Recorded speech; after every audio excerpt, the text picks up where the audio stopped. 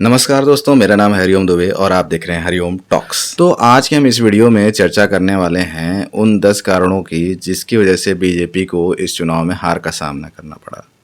अब आप सही सुन रहे हैं, आप कह सकते हो कि बीजेपी हारी कहाँ, प्रधानमंत्री मोदी जी फिर से प्रधानमंत्री बन रहे हैं तो बीजेपी कहाँ से हारी। तो मैं ये कहना चाहूँगा कि भाई बीजेपी की सीटें आई हैं 240-41 के आसपास और 272 का आंकड़ा टच करने में बीजेपी अकेले सफल नहीं रही, जबकि 2014 में और 2019 में बीजेपी अकेले ही ये काम कर चुकी है। तो देखा जाए तो ये एनडीए की तो जीत है लेकिन बीजेपी की हार भी है। और इसे तो आप देख ही सकते हो कि जीतने के बाद भी बीजेपी के जो समर्थक हैं वो दुखी हैं और हारने के बाद भी कांग्रेस वाले नाच रहे हैं, गा रहे हैं, खुशियाँ मना रहे हैं। तो खैर जो भी हो, इस डिबेट में हम नहीं जाते हैं। हमारा जो विषय है वो ये है कि उन कारणों पे डिस्कशन करना है जिसकी वजह से ऐसा रिजल्ट आ गया। तो पहला कारण तो यही है कि भाई 10 साल में तो जनता किसी से भी थोड़ी बहुत बोर हो ही जाती है ना। तो अब मोदी जी 2014 से 2024 तक तो राज किए ही हैं प्रधानमंत्री की तरह। तो सिंपल सी बात है कि कहीं न कहीं थोड़ी सी जनता बोर हो गई, उसको लगा कि यार दूसरे को भी मौका देना चाहिए। ये तो पहला रीजन है और ये मतलब नॉर्मल सा रीजन है, ठीक है। दूसरे रीजन की बात करते हैं। मोदी जी के कुछ ऐसे फैसले थे जिनसे जनता बहुत दुखी हो गई थी, जैसे कि उन्होंने कहा कि भाई हम अग्निवीर लाएंगे। इससे बहुत सारे लड़कों का सपना ही टूट गया। मुझे याद है मैं उस समय बिहार में था और एक ट्रेन में था और लगातार पत्थर चलने लगे मेरे ट्रेन के ऊपर, है ना। और बाहर में निकल के देखा तो स्टेशन पे आग वग लगा रखी थी।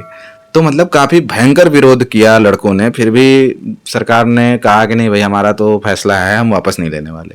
इसी तरह किसान आंदोलन का मुद्दा था। इसी तरह जो सरकारी कर्मचारी हैं उनकी पुरानी पेंशन बहाल करने का मुद्दा था। हर मुद्दे पे मोदी जी ने कहा कि मैं अपना फैसला वापस नहीं लेने वाला हूँ। तो इस वजह से जनता थोड़ी सी इनसे दुखी भी हो गई थी कि भाई ये तो एकदम अड़ियल स्वभाव का अपना रहे हैं।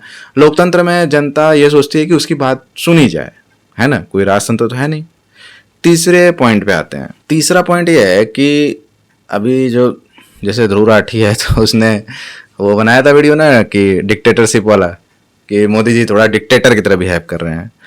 तो कोई भी बात पूर्णतः सत्य नहीं होती, लेकिन आंशिक रूप से कहीं ना कहीं मोदी जी थोड़ा थोड़ा डिक्टेटर टाइप का बिहेव कर रहे थे। तो उसकी वजह से भी जनता में एक गलत मैसेज जा रहा था। और कुछ तो ये ध्रुव राठी जैसे लोग फैला रहे थे कि अरे ये तो डिक्टेटरशिप आ गई, डिक्टेटरशिप आ गई। तो उसकी वजह से भी क्या कहते हैं एक निगेटिव इम्पैक्ट पड़ा। चौथा पॉइंट था कि जो बीजेपी के नेता थे उनकी पर्सनल छवि जो है वो दिन ब दिन खराब होती जा रही है। ये कोई काम धाम करते नहीं है और जनता के बीच में जाके अजीब तरह की बहसबाजी करके चले आते हैं। तो सिर्फ मोदी जी के नाम पे ये बताओ जनता कब तक इनको वोट देगी। इनको खुद की भी तो कुछ इमेज, कुछ अच्छा काम करके बनाना चाहिए ना। पांचवा पॉइंट है कि जो मोदी जी हैं वो आम जनता की बात अब थोड़ी कम करने लगे थे। बात को समझिएगा थोड़ा सा। अब जैसे उनसे बोला जाता था कि ये बताइए महंगाई, बेरोजगारी, अशिक्षा, तो कहें ये सब तो हम हटा दिए हैं, कोई दिक्कत नहीं है। जबकि रियलिटी है कि आम जनता आज भी इन सारे मुद्दों से जूझ रही है। आज भी यहाँ के बहुत सारे युवा बेरोजगार हैं, बेरोजगारी की दर बहुत ज़्यादा है। आज भी महंगाई है, लोग उससे पीड़ित हैं, अशिक्षा की समस्या है, हेल्थ इशू है। मतलब बहुत सारे जो सरकारी अस्पताल हैं वो अच्छे से वर्क नहीं कर रहे हैं और मोदी जी प्राइवेटाइजेशन पे ही वर्क फोकस किए जा रहे हैं। मतलब कि प्रॉपर तरीके से जो एक पुराना जो समाजवादी रुख अपनाया था पुरानी सरकारों ने, तो मोदी जी ने उसको एकदम सीधे राइट विंग में आके और सीधे हर चीज़ पे प्राइवेटाइजेशन करना स्टार्ट कर दिया। इससे आम जनता के मन में कहीं ना कहीं थोड़ी सी निगेटिविटी आई। अब इनसे मान लो मैं अभी क्या कहते हैं एक स्टेशन पे था तो वहाँ पे मोदी जी का प्रचार चल रहा था। तो उसमें क्या लिखा हुआ था कि हमारी जब सरकार आएगी तो हम वंदे भारत जैसी ट्रेनों का विस्तार करेंगे। फिर मैंने सोचा वंदे भारत का टिकट इतना महंगा है कि मेरे जैसा आम आदमी वंदे भारत में कितनी बार ट्रेवल करेगा। जो आम ट्रेनें हैं उनका आप विस्तार करते हैं जिससे कि आम आदमी को कुछ फायदा होता है। तो ये वंदे भारत जैसी ट्रेनों का विस्तार, बुलेट ट्रेन का विस्तार, जिसका प्रयोग आम आदमी बहुत कम करता है या नहीं करता है ना। उसके बाद जैसे नितिन गडकरी से पूछा जाता था कि भाई आप बहुत ज्यादा टोल टैक्स लगा दे रहे हो, तो ये कहते थे कि जब आपको सड़क अमेरिका जैसी चाहिए तो टोल टैक्स भी अमेरिका की तरह देना पड़ेगा। भाई अमेरिका के लोगों का वो तो देखो कि भाई वो कितना कमा रहे हैं। आप उनके जैसा हमसे टोल टैक्स लेना चाह रहे हो कि चलो माना कि आपने सड़क दिया, अच्छी सड़क दी, लेकिन आपने टोल टैक्स बहुत ज्यादा लिया। आप आधा टोल टैक्स भी लेते ना तो भी क्या करते हैं उस सड़क के रख रखाव और मरम्मत में कोई दिक्कत नहीं आती, है ना। ये एक फैक्ट है। कि इन्होंने बहुत दबा के जनता से वसूली की, इसलिए जनता कहीं ना कहीं बहुत ज़्यादा पीड़ित महसूस करने लगी। कहा कि भैया अब इनको थोड़ा सा डाउन करो, नहीं तो ये तो फिर रोटी खाना भी मुश्किल कर देंगे। छठा पॉइंट है कि विपक्ष द्वारा आरक्षण का कार्ड खेलना। अब विपक्ष ने यहाँ पे मुस्लिम आरक्षण, ओबीसी आरक्षण, SC ST आरक्षण सबको एकदम एकजुट करके, मतलब विपक्ष ने कहा हम किसी तरह भैया तोड़ ताड़ के आरक्षण के नाम पे इन लोगों को बीजेपी से अलग करके अपने में मिलाएंगे। तो उसमें कुछ हद तक विपक्ष सफल भी रहा था। सातवां पॉइंट यह है कि विपक्ष ने पूरे भारत के मुस्लिमों को बीजेपी का भय दिखाया कि अगर बीजेपी आएगी तो तुम्हारा तो मतलब वाट लगा देगी, है ना।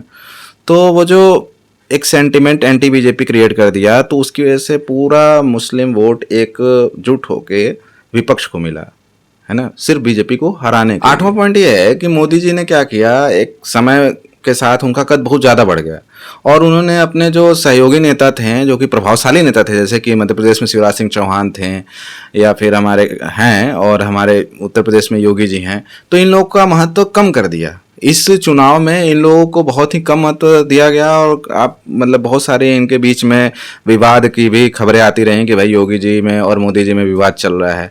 तो इस टाइप की चीज़ों से कहीं ना कहीं इनके वोट बैंक में कमी आ गई।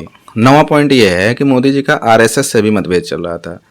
मतलब कि योगी जी ने 35 लोगों की लिस्ट दी कि भाई इनको सांसद की सीट दी जाए, और योगी जी की जो 35 लोगों की लिस्ट थी उसमें से एक भी आदमी को मोदी जी ने सांसद की सीट नहीं दी। वो तो खफा थे ही। RSS के साथ भी ऐसा ही किया कि RSS जिसको भी बोले कि भाई इसको प्रमोट करो, तो मोदी जी कहें कि तुम अपना काम करो, हम अपना निकाल लेंगे। तो मतलब कहे नहीं ऐसा, मतलब मैं सुनने नहीं गया था, लेकिन कहने का मतलब ये है कि इन लोगों के बीच में कहीं ना कहीं विवाद हो गया था, और भाई जब आपसी फूट हो गई तो बाहरी लोग तो फायदा उठाएंगे ही।